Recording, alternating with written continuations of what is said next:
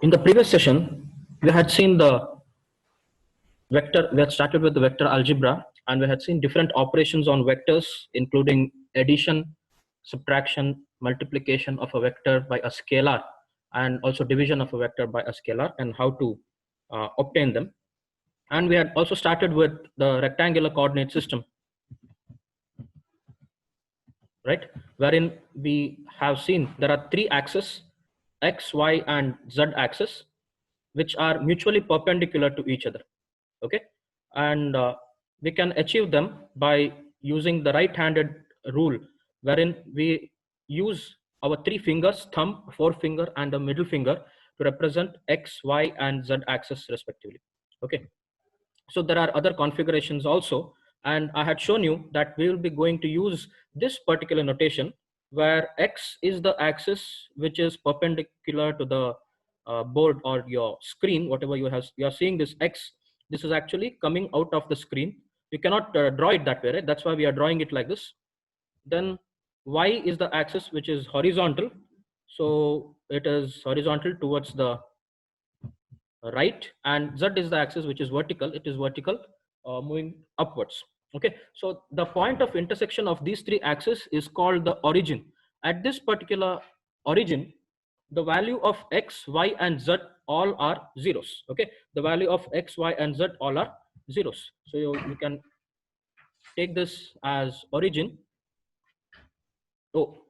Okay, origin O, where the value of x, y, and z all are. So this is called, we call this a right-handed rectangular coordinate system. It's a right-handed rectangular coordinate system.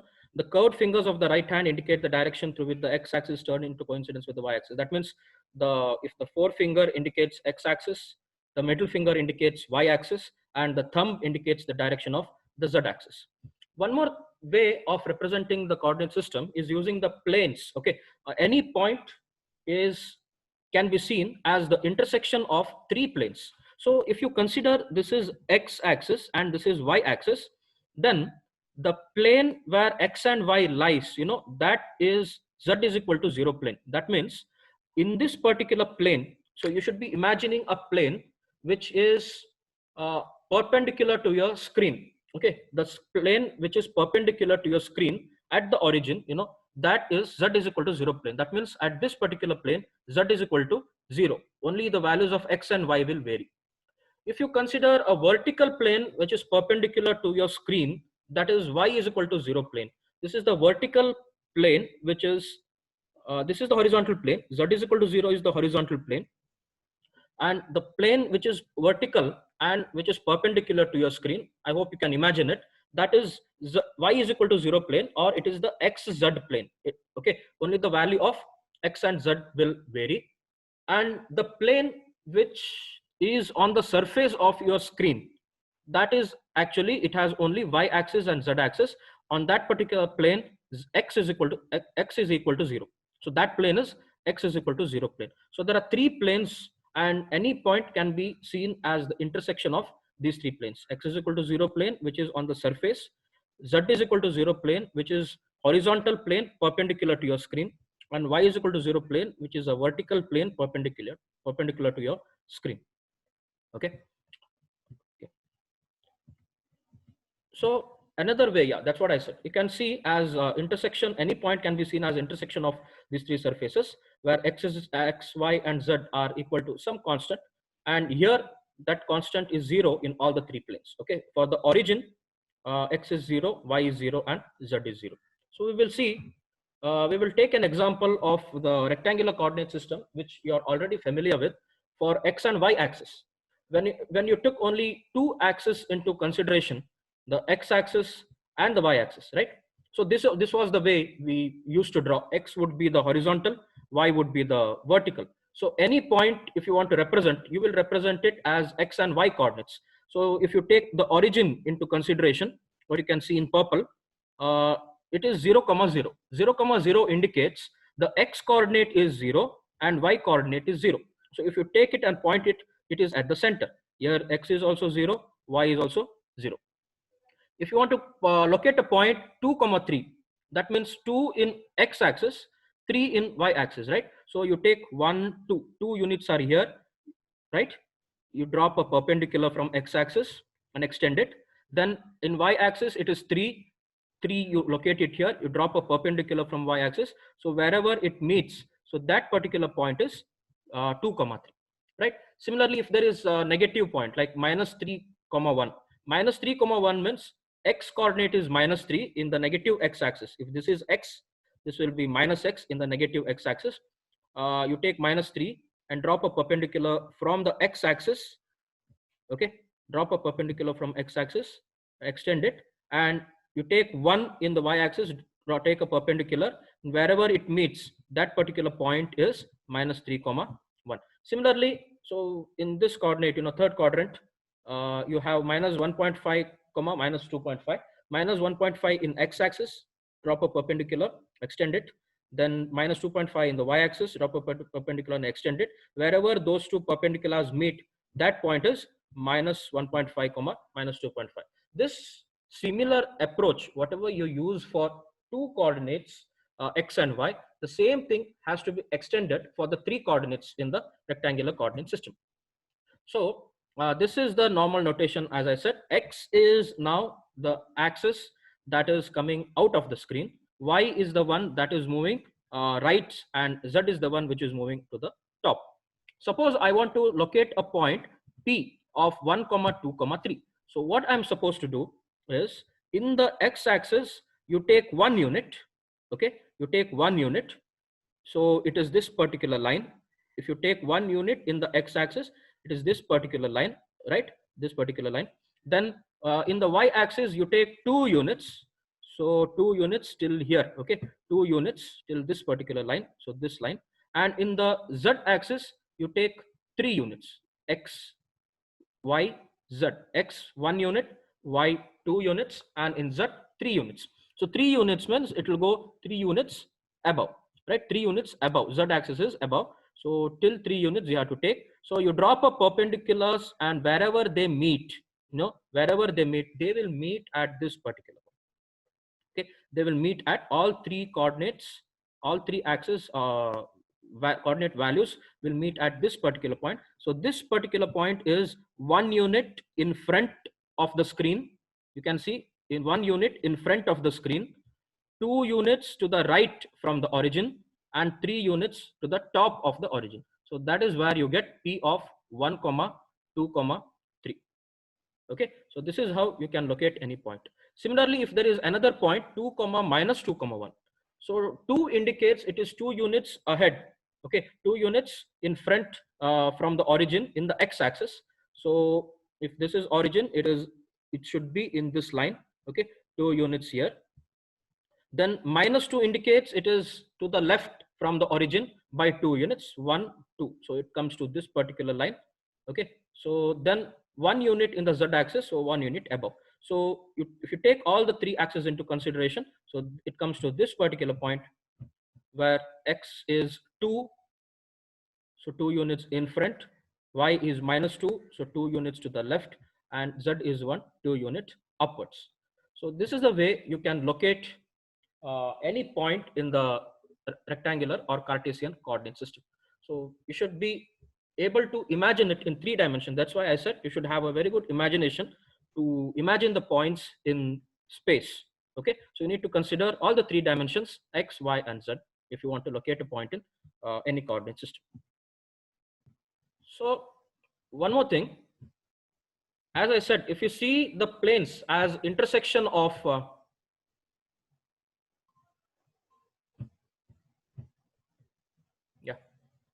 three intersecting at general point P, whose coordinates are x, y, and z, what we will do is we are interested in getting elemental length, elemental or the differential surface, and differential volume. Okay, so that is why, suppose you have any point P. Okay, suppose you have any point P at this particular point. So what we try to do is we will increase the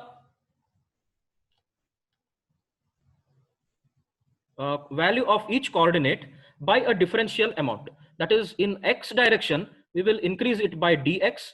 In y direction, we will increase it by dy. And in z direction, we will increase it by dz. So if you do that, what we will get? Okay, suppose there is a point P here. In x direction, we will increase it by, sorry, we will increase it by dx. In the y direction, we will increase it by dz. And in the z direction, we will increase it by dz. So if you try to do that, if this is P in x direction, that is in front by dx, to the right by dy, and to the top by dz. Okay, so this is dx, dy, and dz. If you, so now point P, which was here, it has actually moved here. So if you complete this parallelepiped, you can call it a cube or a parallelepiped, you will get something like this. Okay, so I'm going to complete this particular.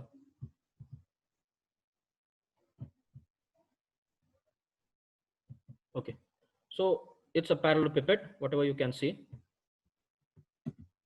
Yeah, it can be best seen here. So what we actually have is a point P, whatever the point P is there, that is, see, if you take this as a parallelepiped, this figure, this particular volume element is called the parallelepiped, wherein the point P is the invisible, what do you call that? Invisible node of this particular thing. There are different ends here. So whatever is there behind, right? So if you can see, yeah, I hope you are getting the point. The point P is whatever we have, which is the invisible vertex here. From there, if you have come one unit in the front, that is in the x-axis, one unit in the to the right, that is in the y-axis, and one unit to the top, that is in the z-axis. The point P, we have moved that particular thing to P dash. Okay, we have moved it to the new thing P dash. So the coordinates of P dash are actually x plus dx. Whatever you had for P, it was x. You have increased it by dx, so it is x plus dx. And y to y plus dy, you have increased it to y plus dy, and we have increased z to dz, that is z plus dz.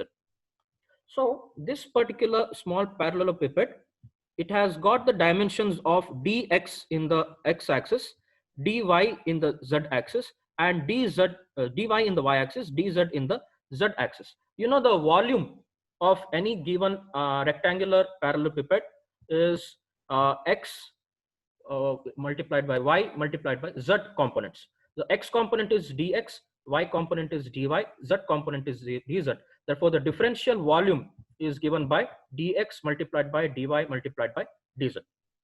Okay, so then there are 6 different surfaces. One is the front surface, one is the back surface, one is the top surface, one is the bottom surface, one is the right surface, one is the left surface. Here all the surfaces except 3 surfaces are visible, 3 surfaces you cannot see. The bottom surface is also there, the back surface is also there, and the left surface is also there.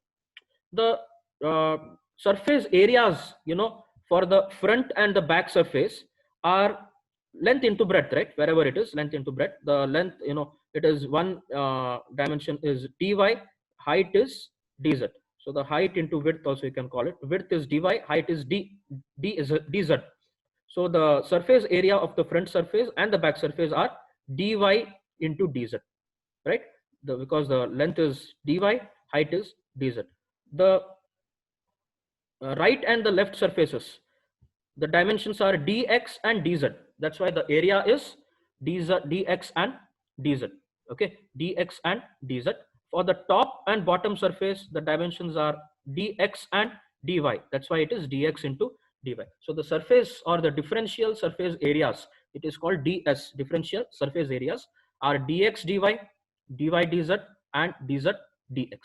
Okay, the differential lengths are dx, dy, and dz. Surface areas are dx dy, dy dz, dz dx, and the differential volume is product of all the 3, right? Dx, dy, dz. Okay, so these are the different differential elements. Then if you want to have the length of the distance dl, okay, distance dl by which the point P has moved from P to the new point P dash, that is actually the diagonal of this parallelepiped. The diagonal of the parallelepiped is given by this particular thing, that is square root of dx square plus dy square plus dz square. Okay, so this is about the differential volume element in this rectangular coordinate system. We have to use this, we are going to use this in while differentiating things. So in this particular thing, in the entire subject, you are going to need some mathematics. As I said in the beginning itself, the one important thing is the vector algebra and the vector calculus. The other one is differentiation and integration, that is the calculus. And most importantly, we are going to use partial derivatives in majority of the things. Then we are going to use integration and normal integration and differentiation along with that. Okay, so you need to be good in mathematics in order to solve numerical examples. Okay, then we are going to see vector components and unit vectors. So consider a vector r, which is extending outward from the origin as shown in this figure. So this is the origin where x, y, and z, all three are zeros. Consider a vector r. You have to imagine this not on the surface of the screen. You should imagine it is coming outward, okay, from the screen. Okay, in all the three dimensions, you have to imagine this particular vector r. It is a vector which is pointed in this particular direction, which is coming out from the screen. So one way is to represent the vector is in terms of its component vectors.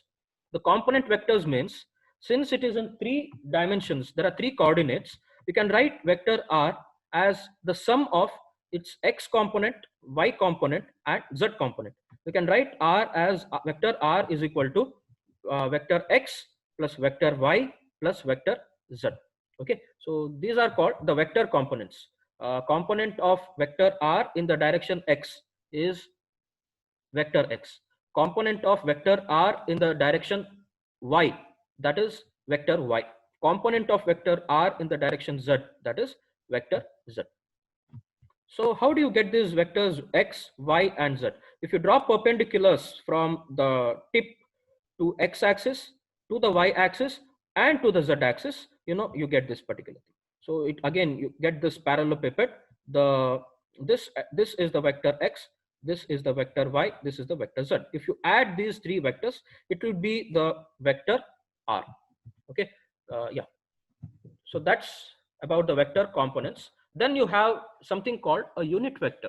So even this, you might have studied the concept of unit vector. A unit vector is a vector with unit magnitude in a given direction. Unit magnitude means the magnitude is equal to 1. Okay, the magnitude is equal to 1. Now, when you have the component vectors, they have magnitudes which depend on the given vector, but they have a known and constant direction. Suppose, in the previous example of r, the magnitudes of each component vectors are different, but the direction we already know. X, the component vector x is in x direction, component vector y is in the y direction, component vector z is in the z direction. So these known vectors, when you know the direction of the vectors, we use something called unit vectors. These vectors, unit vectors, are parallel to the coordinate axis. They point in the direction of increasing coordinate values, that is in the directions of x, y, and z. So we use a standard notation to indicate these unit vectors as a. Small letter a, we reserve it for unit vectors. We will not use small letter a for any other vectors. Okay, so a with a cap over it. Cap indicates it is a unit vector. Ax is the unit vector in the direction of in the x axis. Ay cap is the unit vector in the y axis. Az cap is the unit vector in the z axis. So these are the unit vectors in the rectangular or Cartesian coordinate system, and they are this way. So it is one unit in x-axis, one unit in y-axis, one unit in z-axis. Okay, so these are the unit vectors in x, y, and z directions respectively. So why we use these unit vectors? We use these unit vectors to represent any vector, in terms of its x, y, and z component vectors. So we will see an example. Suppose, we have a component vector y, which is 2 units in the magnitude and it is in the direction of y. Then suppose this is 2 units and it is in the y direction. towards the right. So you can write this as vector y, that is equal to 2 into ay. Okay, 2 times of ay. Ay is 1 unit. So 2 times of ay means there are 2 units in the y direction. So that is 2 times ay. Okay. Uh, then there are some things called position vector and distance vector. So before we go that, we will see how to add two vectors. Suppose you have two vectors, okay, vector A, or I will take rather vector M, okay, vector M, which is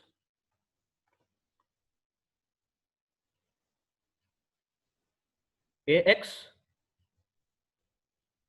plus 4AY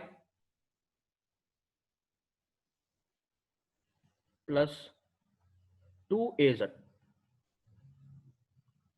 Is it visible properly? And there is vector N,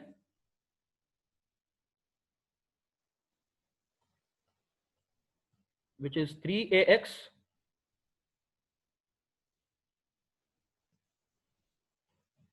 minus 2AY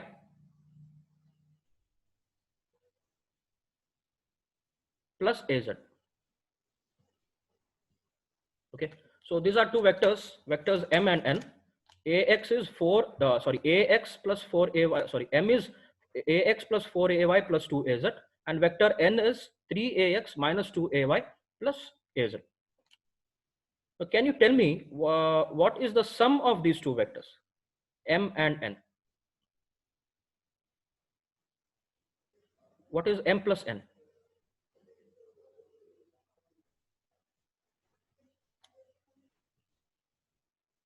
All of you answer this. It is very simple. You have to add the X components, that will be the AX component, add Y components and add Z component, that will be the sum vector. So I'll answer this in the chat. That will be your attendance for today.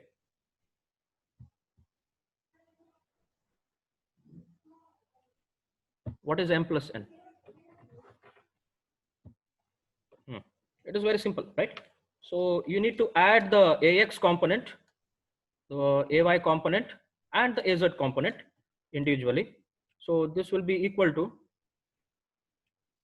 1 plus 3 AX. 1 plus 3 is 4 times of AX. 4 minus 2, that is 2 AY, and 2 plus 1, that is 3 AZ, right?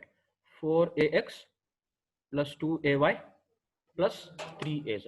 So this is a way you can add two vectors, right? We will clear all this. Now you consider a point P, 1, 2, 3. We have already seen this particular point. That is 1 unit in the x-axis, 2 units in the y-axis, and 3 units in the z-axis. This way. Okay, 1 unit in the x-axis, 2 units in the y-axis, 3 units in the z-axis. There is a certain term called position vector. This position vector, a vector rp, which is pointing from the origin to the point P. So this is the origin. This is the origin, which is 0, 0, 0. From this origin, a vector drawn towards the point P, that is called the position vector of point P, and it is indicated as rp. Okay, so this diagram I have taken from your textbook. That to the vectors, as I said, they have not indicated the arrow mark, but they have shown it with bold. So you should actually take the arrow mark there. rp is vector drawn from origin to the point P, that is indicated as small r with the P subscript. So that particular vector is called position vector of point P, which is drawn from origin to the point P. And how do you write that? How do you write that particular vector rp? That is written as x component into ax. X component is 1 into ax, 1 into ax, that is ax, plus y component into ay, the y component is 2, 2 into ay, plus z component into az, that is 3 into az. So that's why vector rp is ax plus 2ay plus 3az. So this is the way you write the position vector for any given point. Now, can anyone tell the position vector of point Q? Please comment it. The position vector of point Q. Position vector of point Q is RQ. Okay. What is the X component, Y component, and Z component? Q is here. Okay. Q is here. 2 comma minus 2 comma 1. What is RQ?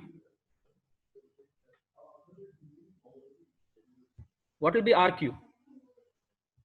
2AX minus 2AY plus 1AZ. Correct. It will be 2AX minus 2AY plus AZ. So that will be RQ. Position vector of point Q, that is 2 comma minus 2 comma 1, will be 2AX minus 2AY plus 1AZ. Okay. So this is called the position vector. That is the vector drawn from the origin to a given point. Now, what is the distance vector? What is the distance from P to Q? That vector is called the distance vector RPQ. It is indicated in capital letters RPQ. So the vector RPQ is called the distance vector. That is nothing but the vector from the point P to the point Q. Okay, that is called the distance vector from P to Q. In this particular case, it is RPQ, and the distance vector is given as the difference between the position vectors. Always remember, RPQ is equal to RQ minus RP. Okay, RPQ is equal to RQ minus RP. You know what is RQ? RQ is 2AX minus 2AY plus AZ minus RP. RP is this AX plus 2AY plus 3AZ. So you should subtract the respective coordinates. X coordinates 2 minus 1, Y coordinates minus 2 minus 2, Z coordinate is 1 minus 3. So you'll get this. Okay, 2 minus 1 into AX plus minus 2 into AY plus 1 minus 3 into AZ. I hope you have got this, right? You separate the coordinates AX, AY, and AZ. So 2 minus 1 AX, minus 2 AY, and 1 minus 3 AZ. So you, find this. 2 minus 1 is 1, minus 2 is 4, 1 minus 3 is minus 2. So that is why the distance between P and Q is given by AX minus 4AY minus 2AZ. So this way, if you have any 2 points, you can get the position vectors of that particular point, and also the distance between those two vectors. Distance between those 2 points, sorry. The distance between those 2 points by subtracting the coordinates of components of X, Y, and Z coordinates. Okay, I hope this is clear of how to find the distance between the 2 points in vector notation. Okay. Next you have, okay, given any vector, whenever you have any vector, you can indicate that vector in terms of its X, Y, and Z components. Okay, suppose normally we can take A. Now if I take A, you'll get confused with the AX, AY, and AZ. Anyway, if you take capital A, you can write it as AX, AX, AY, AY, AZ, AZ. So, instead of that, to avoid confusion, we will take a vector B. We can represent vector B as vector B is equal to BX AX, BY AY plus BZ AZ, where BX is the component of B in the X direction, BY is the component of B in the Y direction, BZ is the component of B in the Z direction. Okay, so as we have seen in this particular case, in this case, 2 is a component of RQ in X direction, minus 2 is component of RQ in Y direction, plus 1 is component of RQ in the Z direction. Here BX, BY, and BZ are components of vector B in those particular directions. The magnitude of B is written as this magnitude of B, or simply if you write B without the arrow mark, it indicates the magnitude of vector B. That is equal to square root of BX square plus BY square plus BZ square. Okay, square root of the squares of the respective X component, Y component, and Z component. Okay, this is the magnitude of any vector, that is root of BX square plus BY square plus BZ square. Now what is unit vector? Unit vector in the direction of B If you want to express this in terms of x, y, and z coordinates or z components, so that is unit vector b is vector b divided by the magnitude of b. Vector b divided by the magnitude of b. So vector b, the magnitude of b is given as this. So you can write the unit vector in the direction of b. It is written like this: a cap, then subscript is b. This is unit vector in the direction of b. That is given by b divided by magnitude of b. So b divided by this. Okay, so this is a way you can find the unit vector in any direction if you know that particular vector in terms of x, y, and z coordinates. Okay, this is the unit vector in the direction of b. Okay, I will end for today. In the tomorrow's class, we will see some examples to find the magnitude of a given vector and to find the unit vector in any given direction. And also we will see the concept of dot product and cross product. And also there are two other coordinate systems, cylindrical and spherical coordinate systems. So we will see that in the next class.